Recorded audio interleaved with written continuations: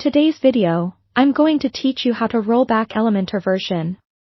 This process is an essential skill to have up your sleeve, especially if you're experiencing unexpected issues or incompatibilities with recent updates. We'll go through it step by step, ensuring that by the end, you'll feel confident in your ability to revert to a previous stable version. Let's kick things off by heading to your WordPress dashboard. Once there, navigate to Plugins on the left side menu and click on Installed Plugins. This is your command center for managing all your plugins, including Elementor. Now, locate Elementor within the list of installed plugins. It's often near the top since it's one of the most used plugins.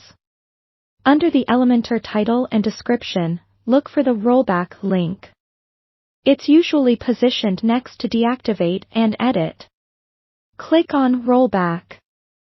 At this point, a new page with a list of previous Elementor versions will appear. Here, you get to choose the exact version to which you want to roll back. It's worthwhile to take a moment to consider which version was the most stable and compatible with the rest of your website components. Selecting the right version is crucial to avoid potential conflicts and issues. Once you've decided, click the corresponding rollback button next to your preferred version. You'll now see a prompt that provides some important information about the rollback process.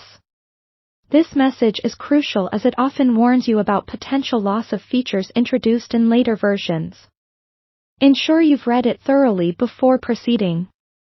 We've all been guilty of skipping these messages, but taking the time here can save headaches later. Feeling confident and informed? Great! Click OK to proceed with the rollback. The system will then embark on rolling back the plugin to your selected version. This is the part where patience comes in handy. Internet speeds and server response times can affect how quickly this happens. Once it's done, you'll land back on the Installed Plugins page. Before jumping back into editing, it's wise to verify that the rollback was successful. Head into a page where Elementor is actively used, open your Elementor editor, and ensure that everything looks and works as it should. If all appears in good shape, congratulations!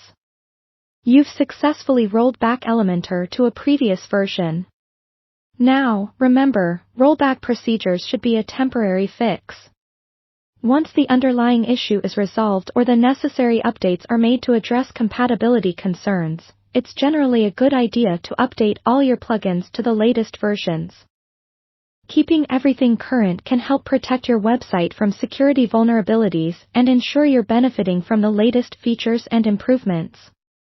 Thanks for watching, and if you have any questions or need further assistance, feel free to drop a comment below.